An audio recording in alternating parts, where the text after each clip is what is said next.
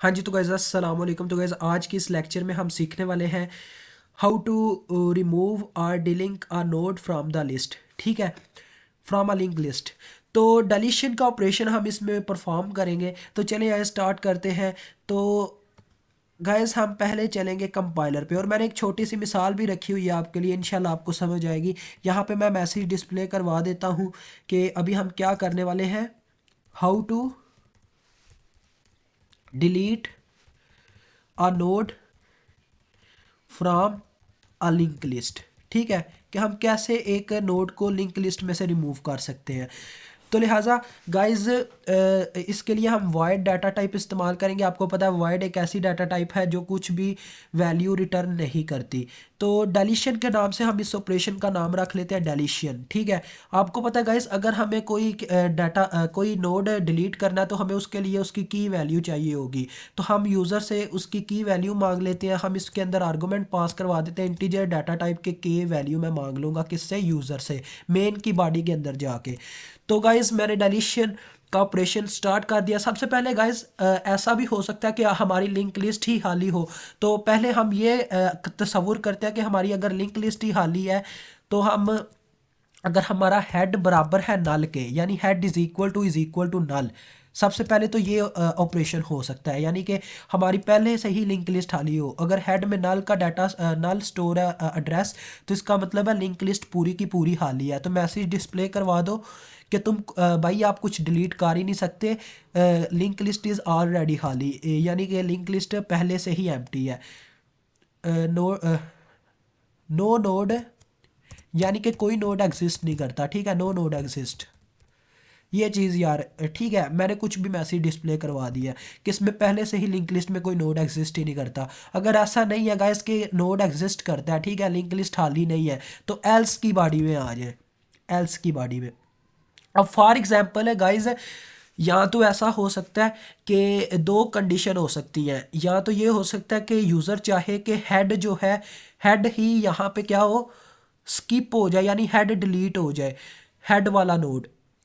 या वो ये चाह सकता है कि एक स्पेसिफिक पोजीशन से नोड डिलीट हो जाए। ठीक है, तो दो कंडीशंस हैं। तो लिहाजा सबसे पहले हम हेड के लिए कोड लिखेंगे। ठीक है, हेड के लिए मैं कोड लिखूंगा इफ़ की ही मैं कंडीशन फिर से इस्तेमाल करूंगा एल्स की बॉडी में, या आप ये कर सकते हैं एल्स इफ लिख सकते हैं। अब ये आप पे डिपेंड करता है। इफ़ अगर इसके अंदर ही लिखना है तो क्या फ़ायदा यार, हम इसे एल्स इफ़ की कंडीशन कह लेते हैं। ठीक है, एल्स इफ़। अब ये एल्स इफ है तो इसके अंदर मैं कुछ भी लिख सकता हूँ, यानी इसके अंदर भी मैं आर्गूमेंट्स की बात कर सकता हूँ। इफ़ गाइज अगर हमारा हेड क्या है जी, नॉट इक्वल टू नल, यानी कि हमारी लिंक लिस्ट में कुछ ना कुछ मौजूद है और हम क्या करना चाहते हैं, हेड को डिलीट करना चाहते हैं। तो क्या करो जी, इसकी बॉडी में हमारा कोड एंटर हो जाएगा। ठीक है, जब अगर ये कंडीशन ट्रू हुई कि हमारा हेड नल के इक्वल ना हुआ, तो क्या करो जी, हेड को ट्रांसफ़र कर दो। पहले क्या था, हेड था नोड 1 पे, अब क्या होगा जी, हेड ट्रांसफर हो जाएगा नोड 2 पे। देखें मैंने क्या लिखा है, head is equal to head of next. क्या हो गया जी, कंपाइलर क्यों यार ये मसला क्यों करता है, नेक्स्ट। अब गाइस पता है क्या हुआ है, चेक कीजिएगा ये डाटा कहाँ से आ गया है। ये चीज़ देखा गाइस, ये कंपाइलर मसला कर रहा है। नेक्स्ट, ठीक हो गया। अब देखें इसका क्या मतलब है कि जो मेरा जो नोड 1 का हेड था, मैंने उसे किस पे ट्रांसफ़र कर दिया, नोड 2 के हेड पे। अब मैं आपको लेके चलता हूँ शेप की तरफ। अब ये देखें, पहले हमारे पास हेड था नोड 1 के साथ अटैच था, यानी हेड का एड्रेस था नोड 1 का एड्रेस। अब क्या होगा जी, जो नोड 2 का एड्रेस है वो हेड में स्टोर हो जाएगा, लिहाजा इससे क्या होगा जी, नोड 2 हेड बन जाएगा। अब आपको पता है लिंक लिस्ट में क्या होता है, लिंक लिस्ट हमेशा एड्रेस के मुताबिक चलती है। अब हेड में पहले एड्रेस मिला कंपाइलर को 20, ठीक है, यानी नोड 2 का एड्रेस। तो नोड 2 में जब वो पहुंचा तो उसे नेक्स्ट नोड का एड्रेस मिला 40, तो वो चला गया नोड 3 में। नोड 3 में एड्रेस मिला नल, और वो वहीं पे स्टॉप हो गया, यानी नोड 1 असेस नहीं हुआ, लिहाजा ये डिलीट हो गया। क्योंकि एक चीज़ गाइज जिसकी कोई वैल्यू ही ना, जिसे कोई वैल्यू ही ना मिली हो, तो उसके होने या ना होने से कोई फ़र्क नहीं पड़ता, यानी वो डिलीट ही कहलाती है। लिहाजा हम यहाँ पे अब लिख सकते हैं, अब ये हेड डिलीट हो गया। आपको ये चीज़ समझ आ गई कि आपने क्या करना है, हेड को ट्रांसफ़र कर देना नेक्स्ट पे, यानी दूसरे नोड को हेड बना देना है। अब यहाँ पे आप लिख दें सी out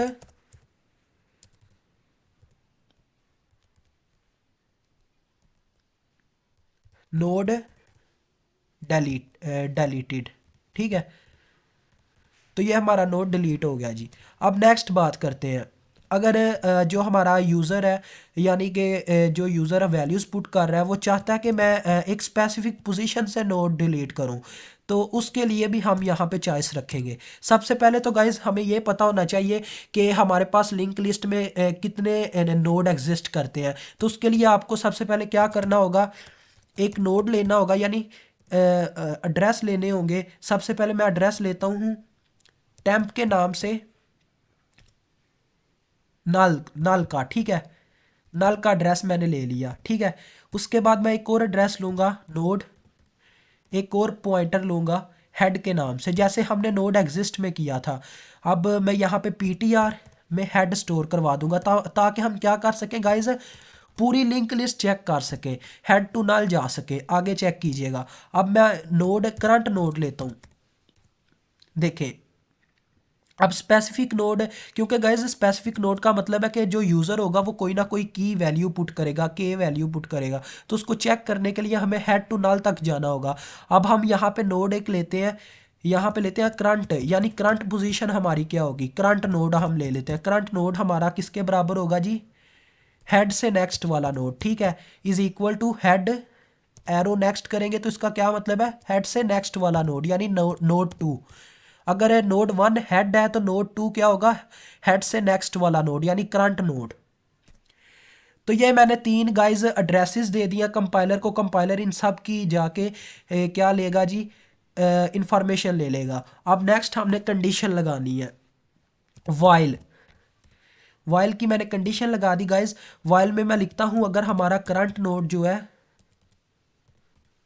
current node is not equal to null, या गाइज हम यहाँ पे पॉइंटर की बात कर रहे हैं, तो यहाँ पे मुझे करंट ptr लिखना चाहिए ताकि आपको अच्छी तरह से समझ आए। करंट नोड आप कुछ किसी और लैंग्वेज में ले जाए तो गलत होगा, क्योंकि अभी पॉइंटर्स की बात हो रही है। ठीक है, तो मैं इसे ptr ही लिखता हूँ। अगर हमारा करंट पॉइंटर का एड्रेस जो है वो नल के इक्वल नहीं है, ठीक है, तो तुम क्या करो जी, बॉडी के अंदर एंटर हो जाओ। ये उस वक्त तक चलता रहेगा जब तक ये नल तक ना पहुंचे। देखें गाइस, ये इस वजह से मैं कंडीशन लगा रहा हूं ताकि हमारा करंट पॉइंटर से लेके नल तक काम चलता रहे, जब तक हम वो वाला नोड ढूंढ ना ले जो यूज़र डिलीट करना चाहता है। ठीक है, तो यहाँ पे मैं कंडीशन लगाऊंगा इफ़ की, कि अगर करंट पॉइंटर की क्या है जी, की वैल्यू मैच कर जाती है के से, तो तुम क्या करो जी, वो भी मैं आपको बताता हूँ। करंट पॉइंटर की वैल्यू है जो, यानी कि वो मैच कर जाती है किससे, के से, तो तुम क्या करवा दो भाई, यार तू तो पीछे हट, तेरी ज़रूरत नहीं है अभी हमें। अगर गाइस क्या होता है जी, करंट पॉइंटर, यानी current pointer one by one भरता जाएगा आगे, वो मैं आपको बताता हूँ कैसे। तो करंट पॉइंटर की अगर की मैच कर जाती है, यानी फॉर एग्जांपल ये मैं आपको दिखाता हूँ, अगर हमारा नोड टू जो है वही वो पॉइंटर है जो, यानी कि जो यूज़र है डिलीट करना चाहता है, तो क्या होगा, उसकी की मैच कर जाएगी। ठीक है, तो फिर क्या होगा, हम क्या करते हैं जी, उसका जो डाटा है, एड्रेस है, वो स्टोर करवा देते हैं टेम्प में, यानी उसका एड्रेस किसके बराबर हो जाएगा, टेम्प के, नल के इक्वल हो जाएगा। ठीक है ना। अब देखें टेम्प ptr, अब मैंने क्या किया है, करंट टेम्प के अंदर करंट पॉइंटर का एड्रेस स्टोर करवा दिया है। जब हम किसी बंदे से कोई चीज़ छीन लेते हैं तो उसके पास क्या बाकी रह जाता है, उसके पास ज़ीरो बाकी रह जाता है। और in the case of pointer के केस में ज़ीरो का मतलब होता है नल। अगर हमने टेम्प को इसकी वैल्यू असाइन कर दिया तो लिहाजा करंट पॉइंटर के पास पीछे क्या रह गया गाइस, करंट पॉइंटर के पास रह गया नल। ये चीज़ मेरे अजीज़, अब ये डन हो गया। ठीक है, अगर ऐसा होता है कि गाइज आप ये जो यूज़र है, यूज़र उसने कोई ऐसी की वैल्यू पुट की है जो आपके करंट पॉइंटर से मैच नहीं करती, उसकी की से मैच नहीं करती, तो एल्स में हम ये चीज़ करेंगे, क्योंकि वाइल लूप उस वक्त तक चलता रहेगा जब तक वो ये काम डन नहीं कर लेता, जब तक वो नल के इक्वल नहीं आ जाता, वो नल तक चलता रहेगा। तो हम क्या करते हैं जी, हम एक एक की आगे बढ़ा देते हैं, यानी जो हमारा ये वाला पॉइंटर है, एक तो इसे आगे बढ़ाना होगा, ठीक है। पॉइंटर आप एक तो ये कंडीशन लगाए, पॉइंटर इज इक्वल टू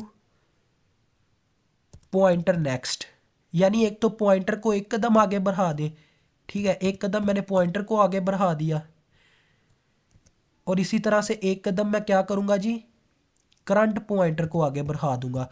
इससे क्या होगा आप देखिएगा, मैं जो कहना चाह रहा हूँ, current pointer is equal to current pointer next.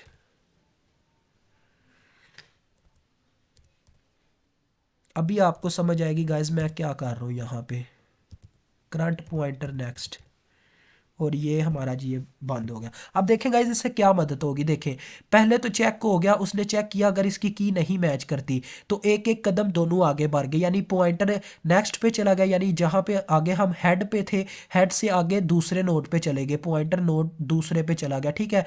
और करंट पॉइंटर यानी जिस करंट पोजीशन जैसे होता है, करंट पोजीशन एक कदम आगे बढ़ गई, हम नोड 2 से नोड 3 पे चले गए। अब नोड 3 चेक होगा, नोड 3 अगर नल के इक्वल नहीं आता, ठीक है, node 3 is not equal to null, वो इसके अंदर एंटर करेगा और चेक करेगा क्या उसकी की मैच करती है। अगर उसकी की मैच कर गई तो वो फिर से टेम्प को साइन हो जाएगी, ठीक है, उसकी वैल्यू टेम्प को साइन हो जाएगी और वो नल के इक्वल आ जाएगा।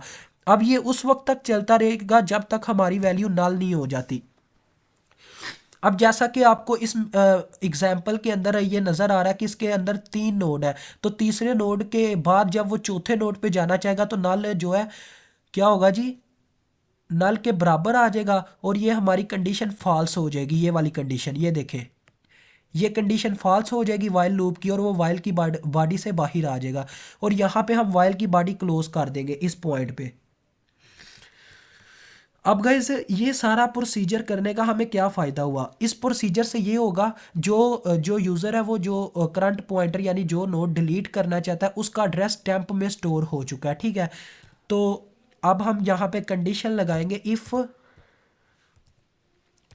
Temp is not equal to null, यानी कि टेम्प को वो वैल्यू मिल चुकी है, वो नल के इक्वल नहीं रहा, ठीक है। तो क्या करवाओ जी, अब हम नोड डिलीट करेंगे। गाइज ये मेन आके पॉइंट नोड डिलीट होने लगा, ये चेक कीजिएगा कि तुम इस तरह से करो, पॉइंटर के नेक्स्ट को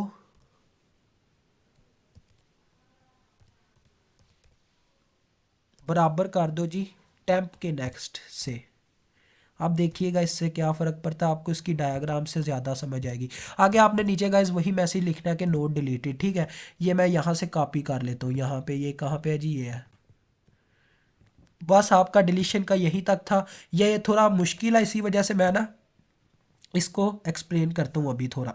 ये लास्ट पॉइंट वाला जो CTRL-V, तो गाइज इसका क्या मतलब है, अभी इसने पता क्या किया, यहाँ से इसने ढूंढा है कि करंट नोड वो कौन सा जो यूज़र डिलीट करना चाहता है, यहाँ पे टेम्प में स्टोर हुआ, ठीक है। उसके बाद इस कंडीशन में आके उसने पता क्या किया है, उसने पॉइंटर के नेक्स्ट में, यानी पॉइंटर क्या था, पॉइंटर करंट पॉइंटर से प्रीवियस वाला नोड था। देखें गाइज क्या है जी, करंट पॉइंटर ये इसी तरह से पॉइंटर करंट पॉइंटर का पीछा कर रहा है, पॉइंटर जो है वो करंट पॉइंटर से एक कदम पीछे है।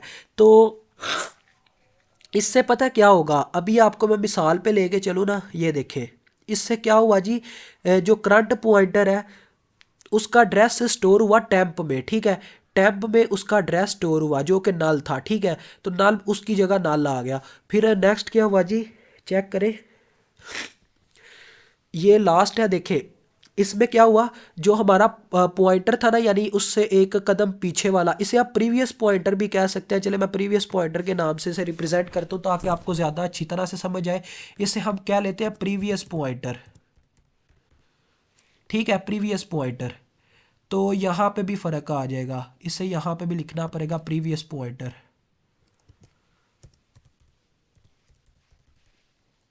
और यहाँ पे भी आ जाएगा प्रीवियस पॉइंटर।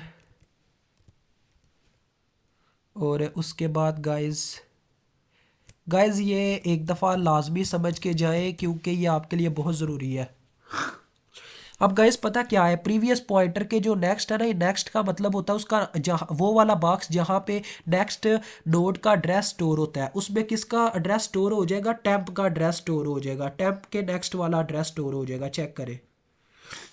अब टेम्प का पता है इस वक्त क्या मतलब है, टेम्प का मतलब है करंट नोड। अभी अगर हम इसकी मिसाल से समझे तो यहाँ पे 3 नोड थे, हम नोड 2 को डिलीट करना चाहते थे, तो पता है हमने क्या किया, हमने नोड टू टेम्प के इक्वल, यानी कि नोड टेम्प को ही हम नोड 2 कह रहे हैं इस वक्त।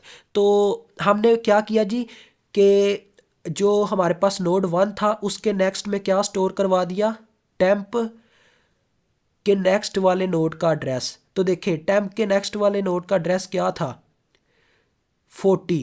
तो 40 जब इसमें स्टोर हुआ तो वो इनडायरेक्टली इसके साथ लिंक हो गया, तो ये बीच में से निकल गया। तो इस तरह से हमारा वो नोड डिलीट हो जाता है। मुझे उम्मीद है आपको समझ आई होगी।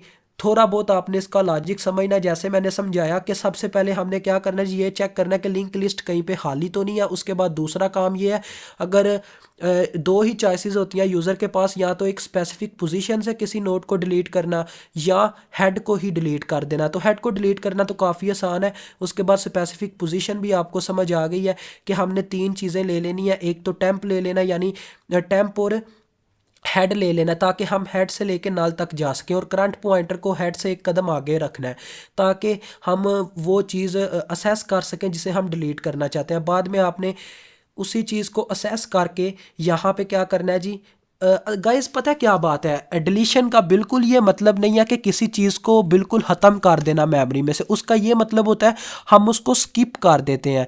मेन जो मतलब है डिलीशन का वो है स्किप। मुझे उम्मीद है अब इस चीज़ की आपको समझ आ चुकी होगी। अभी मुझे इजाज़त दें, इंशाल्लाह मिलूँगा नेक्स्ट वीडियो में।